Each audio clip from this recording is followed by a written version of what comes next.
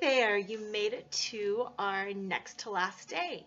You made it to the day where we learn about self-hypnosis and talk about how you can take steps to clear your subconscious mind of the blocks that in the past have held you back from achieving your goals. If you go back to, which day was this? Day 2, when we talked about the theory of the mind. Let me know if you can focus on that. There we go. Down here in the subconscious portion of your mind, you've got positive associations as well as negative associations. Sometimes these negative associations or the positive associations are what hold you back from achieving your goal. For instance, going back to the whole weight loss example, if you think food is comfort and love, and in particular sweet, yummy, delicious food or fried food or comfort food, it's not a surprise they call it comfort food.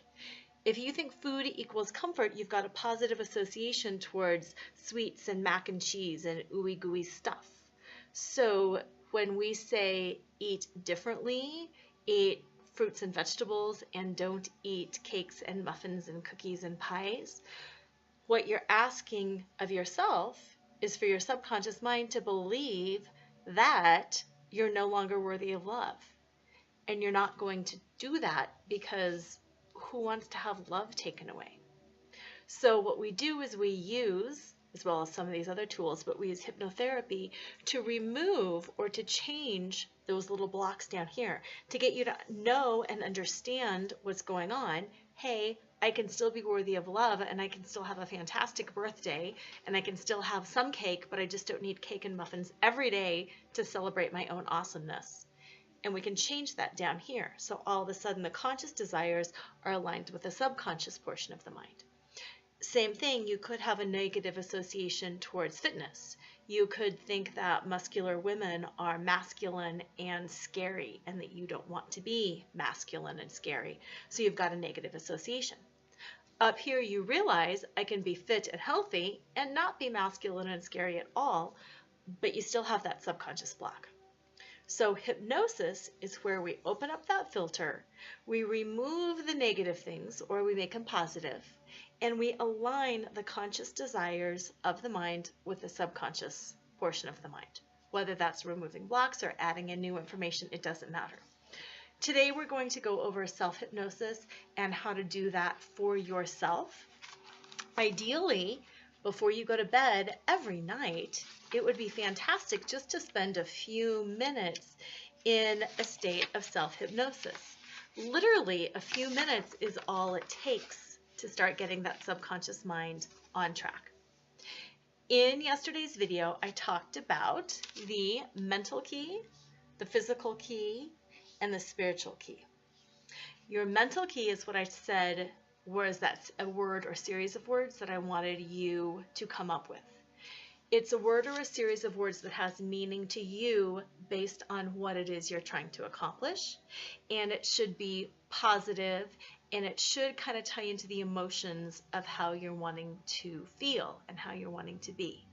So if it's weight loss, your word might be vitality or peace or strength, however it is that you want to feel. It's not that you just want to be skinny because you think it would be really cool to look really good in a short skirt. That there's no emotional content behind that. It's fine if that's one of the reasons. It's just kind of a vanity reason, which is totally fine. And if that is your biggest motivation, then talk about the vanity piece of it. I would feel so proud to wear clothing like that. So you want to tune it into the emotional, feeling, not just, I want to look really good, make people jealous. Spin that around. I want to feel so confident that nobody else rocks me. So maybe confidence is your word. So like I said, spend some time with that. If you want to change your word once you come up with a better one, that's fine. But it's good to spend the time ahead of time making sure you really have a good word. The physical key for me is always the touch. because this can be done like this can be done over here, this can be done in any variety of settings, and nobody is going to know what you're doing. You're just making that touch. It doesn't have to be a whole big energetic thing. You can just do a touch. You can do a touch. It's just not a big deal. But what the touch does is it reminds you physically what to do. It tells your physical body, we are moving into a different state now. Feel these sensations. If you're trying to break a habit that also has some physical sensations, think about smoking. You take out a cigarette, you do stuff with it, you light it. That's a very physical action. So even though there's a lot of emotional stuff going on, it's very physical. And that's part of the reason that that becomes such a hard habit to break. Same thing if you're a drinker. It's a physical thing of mixing the drinks. It's a physical action of pouring it. Oftentimes the ritual of getting out the bottles, mixing the drink, shaking them is just as addictive as the alcohol itself. So think about the physicality of the actions that you're trying to break as well. And know that when you're moving yourself into the state of hypnosis, you also need a physical action. Now, you can twist an earring. You can pull on a necklace. You can spin a wedding ring. It doesn't matter what your physical action is. Just make sure it's one that you can always do, so you don't get to the point where you're in a restaurant and you realize you forgot your ring and, oh my gosh, I don't have something to touch and I can't get myself here. Okay? Your third one is the spiritual key, and that is always a breath. Breath, actually the word spiritus means breath. Breath is always about connecting the spirit because it connects our heart, it connects our intention, it connects our body, it connects all parts of our being. So that key is always, the spiritual key is always the breath. So you need those three elements when you do self-hypnosis. Self-hypnosis opens that filter and connects the conscious portion of the brain with the subconscious portion of the brain. All you need to do to go into self-hypnosis is to get yourself into a suggestible state. People go in and out of hypnosis about 7 times a day. Every time you watch a TV commercial or listen to a radio commercial, you enter a state of hypnosis. If you go to church regularly, walking into the church building puts you in a state of hypnosis. You've got songs, you've got a certain place to sit, there's maybe incense, it's a certain smell. Just about anything puts us into a state of hypnosis, really. So it's not that big of a deal. It's just a ritual. You can make this ritual as elaborate as you would like or as simple as you like. For me, when I'm trying to create a new habit and I do my self-hypnosis at night, it's literally just the process of breathing, propping myself up on the pillows so I'm not actually laying down and preparing for sleep, but I'm leaning there. I'm getting comfortable. I'm doing the breath, just one.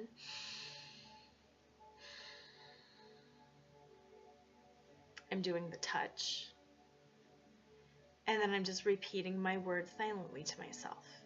And I'll just say power, because that can be used for a lot of different circumstances. And then what I do, and sometimes I close my eyes and sometimes I just put my gaze down, it doesn't matter. I start systematically relaxing myself either head to toe or toe to head, while thinking about my word, while feeling my touch, and while breathing. And by the time I'm done relaxing my body, I usually let my hand go too, because I feel like I'm pretty focused at that point. At that point, I just start imagining, visualizing, or pretending a beautiful space for me. For me, oftentimes it's the beach, but sometimes that changes. And then all I do is go through the 5 senses. I see everything that I can see about it, the color of the sand, the texture of the sand, the light, the shadows, the different colors in the water. I love ocean water because it's got so many different colors in it, and it makes it really easy to start seeing the blues and the greens. I go through the auditory, the sound of the waves, the sound of birds, all of that different stuff. I go through the smell, kind of that salty smell. Sometimes it's a more intense seaweedy type smell, but I can really focus on all of that. I go through the touch of it, how my feet feel in the sand when the sand is dry, as opposed to when you walk into the water and it gets harder and wet. And then I imagine my feet kind of sinking into the sand when the waves come over. And then I feel the temperature of the waves, whether it's warm or cold, or whether it's just neutral. And then I even incorporate taste, because I can taste the salt on my lips. So I smell, I taste, I hear, I see, and I feel everything that I can about that place. And then I kind of go back into my word and what that means to me. So power. That could be the power to make the right decisions. It could be the power to let my blocks come up. If I know what a block is, it's the power to overcome that. And I play through in my mind all the things that have to do with that block. And then I give myself a new script relating to that block. So if my script, or if my block, has to do with a situation where, and I'm just going to make something up, where somebody did something bad, or I had a disappointing result, all I do is I think through that scenario again with the result that I wish would have happened. For example, if I go apply for a job and I don't get the job, and the person interviewing is not kind about it, and they tell me all the bad things about me, I replay that scenario with that person still not giving me the job, the outcome is the same, but with that person constructively telling me why I didn't get the job or what I needed to do in order to get that job. If I'm focusing on weight loss, and one of the reasons that I want to lose weight is because I cannot get up and down off the floor comfortably, and it's embarrassing, and I know I'm missing out on a lot of fun, I can think back to some of the times where I was stuck on the floor, or when I was not able to get on the floor. And then I start imagining, visualizing, or pretending that my body is the way that I want it to be, so I can gracefully kneel down and play with my kids. And I can pick them up and I can carry them upstairs. And I imagine real scenarios with my body the way that I want it to be. So whatever your block is, you come up with a real situation and you imagine it the way you want it to be, which will then become the way that it will be in the future. So even if it is one of those more superficial reasons, like I really, really want to look darn good and wear this really tight, short, black dress to the Christmas party, you imagine yourself wearing the tight, short, black dress to the Christmas party and how you look. And you imagine people's responses. And you see that in your mind's eye. And pretty soon, that changes those blocks on the subconscious level because you've given yourself the chance to experience it. And you don't have to do everything all at once. You can just pick one. If you fall asleep, great, you fall asleep. But you just pick a situation, you start working your way through it. Then you count yourself up from a state of hypnosis, or you can allow yourself to fall asleep, that's fine. And by counting yourself up, all you need to do is 0, 1, 2, 3, 4, 5, eyes open, wide awake. And if you're moving out into the day, it's really important that you count yourself up, because that way you're moving into the day with a closed filter and you can function. Like I said, I prefer to do it at night because then you have all night to dream about what you just input in your mind. You can also count yourself in to a state of hypnosis, like 10, 9, 8, 7, 6, 5, 4, 3, 2, 1, deep sleep. You don't have to count yourself into a state of hypnosis. You can tell yourself deep sleep. You can touch, you can do the breath, you can say the word, and you can tell yourself deep sleep, but you don't have to. This is enough of a cue. Your breath, saying the word, and putting yourself in the same place with the intention of going into a state of hypnosis is enough.